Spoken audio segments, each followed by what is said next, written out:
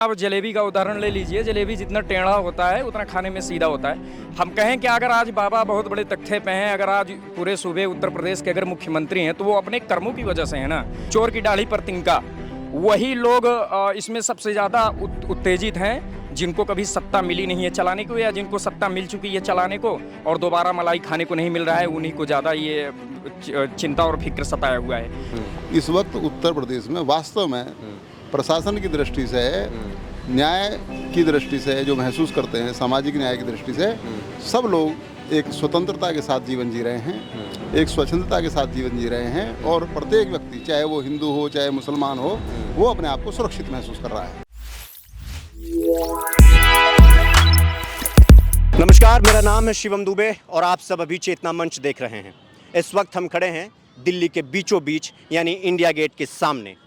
India gate ये वही दिल्ली है जहां से पूरे देश की राजनीति चमकती है, पूरे देश की राजनीति में भूचाल सा आ जाता है। अगर यहां से यानी अगर केंद्र से एक झटका दिया जाए तो राज्यों की ज़मीनें खिसकने लगती हैं। हम उसी दिल्ली में मौजूद हैं और इसी दिल्ली में इस वक्त मौजूद हैं क्योंकि आप सब देख सकते हैं कितनी भारी भीड़ है हमारे पीछे, और हम आज इनसे कई अहम मुद्दों पर बातचीत करने वाले हैं जो इस वक्त देश में भयंकर तरीके से चल रहा है। और ऐसे कई मुद्दे हैं, लेकिन हमारा टारगेट आज बेसिकली चुनाव को लेकर होगा, 2024 लोकसभा चुनाव। चलिए, हमारे साथ दो भाई साहब जुड़ गए हैं और हम इनसे जो भी मैंने आपको बताया उन सभी मुद्दों पर हम बातचीत करेंगे।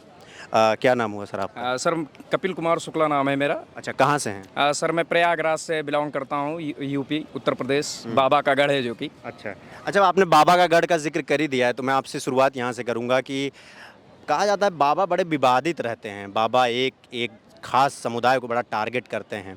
बाबा उनको एक तरीके से कह लीजिए पहुंचा दे रहे हैं जहां पहुंचाना है। समझ रहे होंगे आप हमारी बात। तो आप ये बताइए, बाबा जितने दिखते हैं उतने सीधे हैं कि नहीं?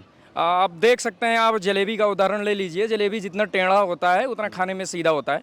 हम कहें कि अगर आज बाबा बहुत बड़े तख्ते पे हैं, अगर आज पूरे सूबे उत्तर प्रदेश के अगर मुख्यमंत्री हैं तो वो अपने कर्मों की वजह से है ना।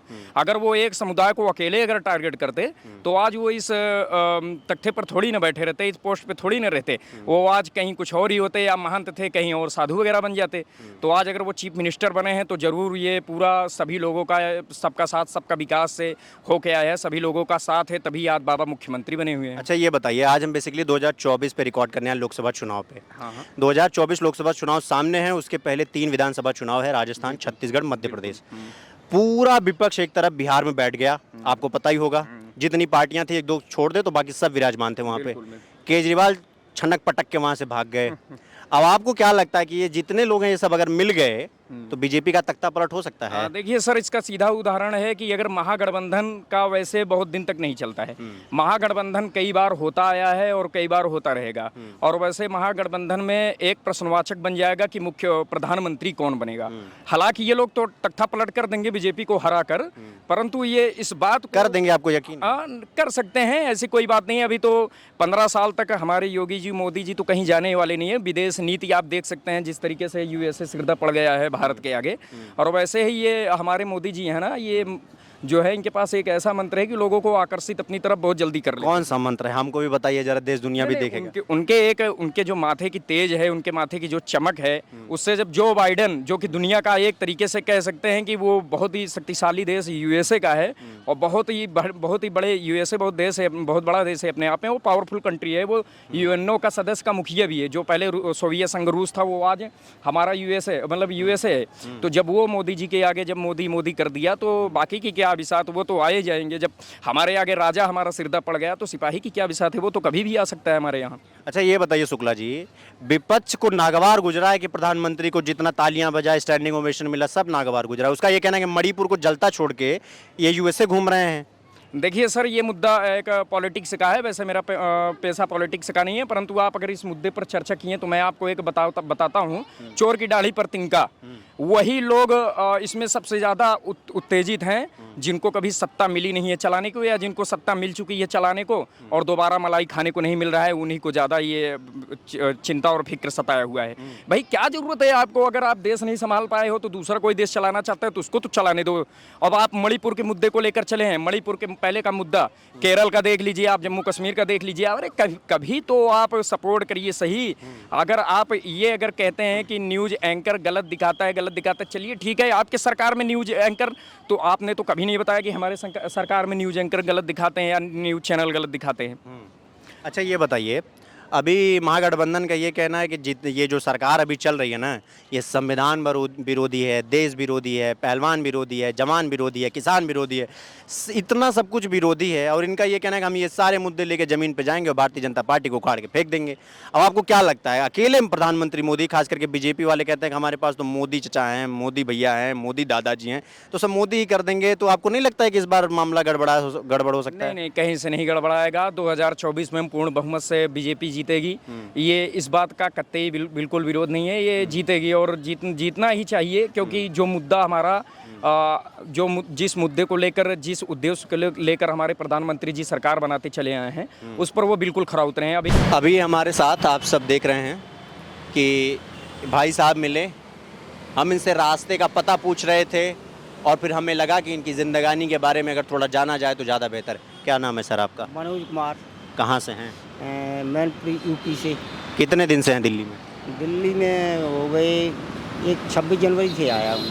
अच्छा, गणतंत्र दिवस के दिन आए हैं आप यहाँ? अच्छा ये बताइए, धंधा पानी सब ठीक चल रहा है? हाँ, सही चल रहा है। ये जब भी दिल्ली में जहाँ हैं, आपको पुलिस प्रशासन ये सब लोग परेशान करते हैं या ऐसा कुछ है, या सिर्फ बनी बनाई बातें हैं कि लोगों को परेशान किया जाता है? नहीं सर, परेशान नहीं करते हैं, ज़्यादा नहीं परेशान, कोई बात नहीं है, अपना काम चलता है। वो भी अपनी ड्यूटी करते हैं, हम भी अपना काम करते हैं, और क्या करते हैं। केजरीवाल सरकार ठीक है? हाँ, सही है, और क्या, कोई परेशानी नहीं। अच्छा एक सवाल हम आपसे और पूछेंगे, ज़्यादा परेशान नहीं करेंगे आपको क्योंकि धंधे पानी का समय है आपके। आप मुझे सिर्फ इतना बताइए, उत्तर प्रदेश से आप आते हैं, मैनपुरी से।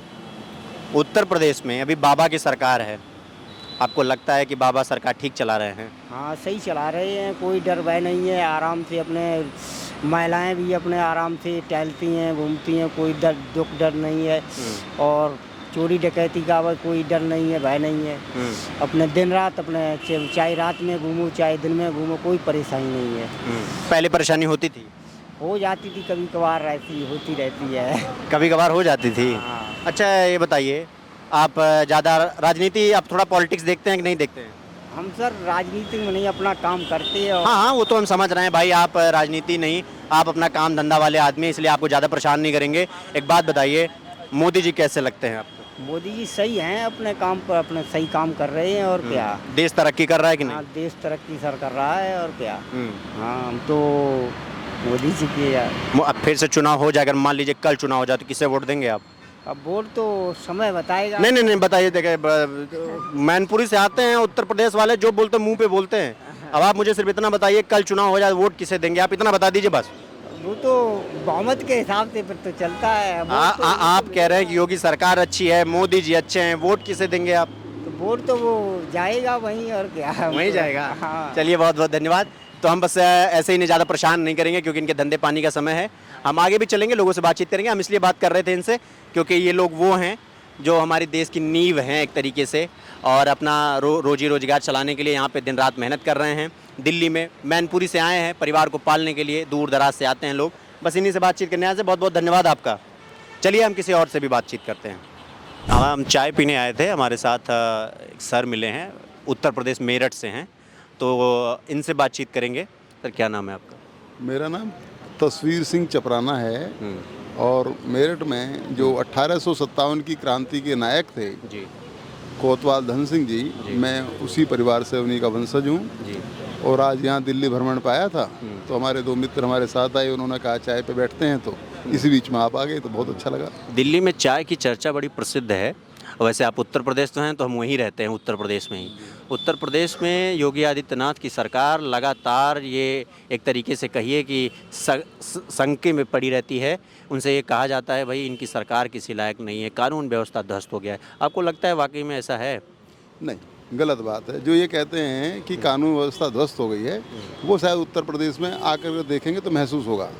इस वक्त उत्तर प्रदेश में वास्तव में प्रशासन की दृष्टि से, न्याय की दृष्टि से जो महसूस करते हैं, सामाजिक न्याय की दृष्टि से सब लोग एक स्वतंत्रता के साथ जीवन जी रहे हैं, एक स्वच्छंदता के साथ जीवन जी रहे हैं और प्रत्येक व्यक्ति चाहे वो हिंदू हो चाहे मुसलमान हो वो अपने आप को सुरक्षित महसूस कर रहा है। ये बात अलग है कि ये जो कहने वाले हैं वो क्या कह रहे हैं उस पर नहीं जाना, लेकिन प्रत्येक महिला चाहे वो हिंदू महिला हो, मुसलमान महिला हो, सिख महिला हो, अनुसूचित जाति की हो, जितनी ज़्यादा वहाँ पे स्वतंत्रता है, जितनी ज़्यादा स्थिति उनकी बेहतर है और दूसरों की हमने उस और किसी कार्यकाल में नहीं देखी। अच्छा, ये ऐसा बिल्कुल स्पष्ट है, इसमें कोई कहने या सुनने की बात नहीं है प्रशासनिक दृष्टि से। नहीं, कहा यह जाता है कि बाबा जी एक धर्म विशेष को बड़ा टारगेट करते हैं, जानबूझ के उनको टारगेट करेंगे, जरा जरा सी बात पे उनके घर गिरवा देंगे, जरा जरा सी बात पे उनको जेल भिजवा देंगे और इनकाउंटर करने में तो बाबा जी नंबर 1। इस बात से शायद आप भी एग्री करेंगे। आपको क्या लगता है ये बातें सही हैं? नहीं, ये बात बिल्कुल सही नहीं है, मैं बिल्कुल इसमें एग्री नहीं करूँगा और ना ही कभी ऐसा हुआ। जब भी कभी कोई अवसर आया है, कई बार ऐसा अवसर आया जहाँ हर जाति के, हर धर्म के लोगों को मैंने उनको स्वयं सम्मान देते हुए पाया है। तो ये तो अपने मन की पूर्व धारणा हो सकती है, पूर्वाग्रसित हो सकते हैं जो इस तरह की धारणा योगी आदित्यनाथ जी के प्रति रखते हैं। ऐसा कहीं मुझे प्रतीत नहीं होता कि उन्होंने कभी भी किसी जाति के खिलाफ या किसी धर्म के खिलाफ कोई भेदभाव का कार्य किया हो। हाँ, अपराधियों को नहीं बख्शेंगे, इसमें उनका बिल्कुल स्पष्ट दृष्टिकोण है, चाहे वो हिंदू हो, चाहे मुसलमान हो, चाहे सिख हो, चाहे ईसाई हो, चाहे कोई भी किसी भी जाति का हो। अपराधी अपराधी होता है, अपराधी की कोई जाति नहीं होती है। हाँ।